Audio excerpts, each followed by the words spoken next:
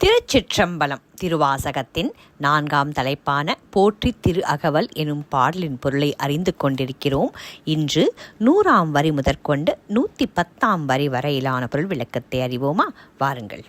படைப்பாய் காப்பாய் துடைப்பாய் போற்றி, இடரை களையும் எந்தாய் போற்றி, ஈசா போற்றி, இறைவா போற்றி, தேசப் பளிங்கின் திரளே போற்றி, அரசே போற்றி, அமுதே போற்றி, விரைசேர் சரண விகிர்தா போற்றி, வேதி போற்றி, விமலா போற்றி, ஆதி போற்றி, அறிவே போற்றி, கதியே போற்றி, கனியே போற்றி, நதிசேர் செஞ்சடை நம்பா போற்றி, உடையாய் போற்றி, உணர்வே போற்றி என்று தொடர்கிறது இப்பாடல் வரிகள். இதன் பொருள்: அனைத்துலகையும் படைத்தும் காத்தும் அழித்தும் அருளும் தலைவா போற்றி, எனக்குற்ற துன்பங்களை எல்லாம் போக்கி என்னை காத்தருளும் தலைவா வணக்கம்.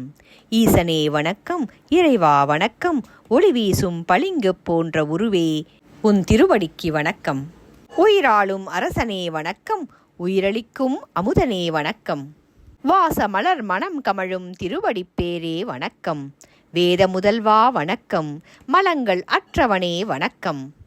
ஆதி முதல்வா வணக்கம், அறிவான திருவே வணக்கம். உயிர்களுக்கு கதி அருளும் கடவுளே வணக்கம், கற்பகக் கனியே வணக்கம்.